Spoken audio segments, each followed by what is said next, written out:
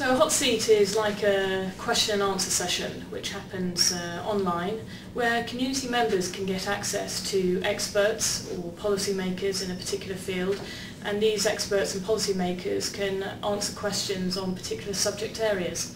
Hot seats are a good way of connecting people up who are geographically dispersed. In order to run a hot seat, you really need some thorough planning and preparation. The key to this is to assign one facilitator who takes responsibility for all of it, and that person really needs to first of all find a suitable subject matter. They need to contact somebody who is relevant in order to see if they'll come in and sit in the hot seat. It requires people to actually physically, this facilitator to actually physically set it up in the community, and also to see if they can get a few interested and willing participants to come in and ask the first few questions to seed the hot seat, if you like. Before people come in and start asking questions, the guest needs to post up some form of stimulus article or a thought provoker, if you like, which gets participants thinking about what the topic is and what they might like to ask the hot seat guest. And it's usually something a little bit provocative to get the conversation going.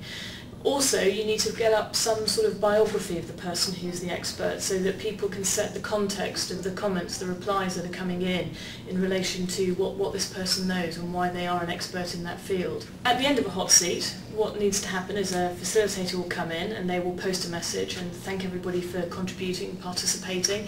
Also say thank you to the guest for their giving up their time to come in and to take part in the hot seat.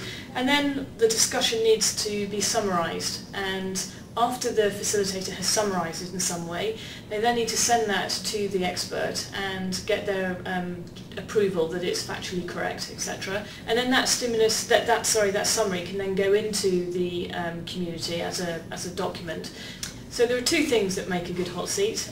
First of all, proactive facilitation, and secondly, making sure that the topic is appropriate for the community.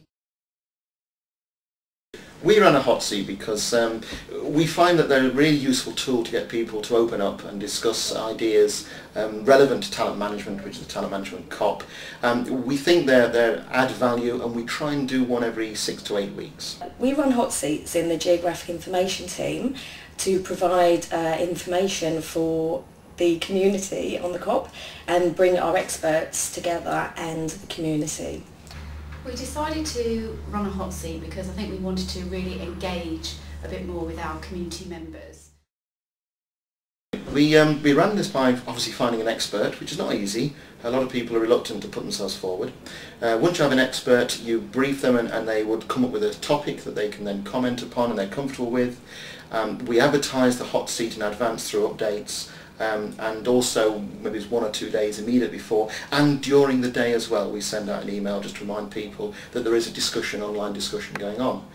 We invite guests, the hot seat guests, to participate, and then we arrange dates, and then we email promotional information, advertising to our community, and then on the day of the hot seat starting, we introduce the guest, and then they go online and start answering questions, chatting away for however long they've promised to do it.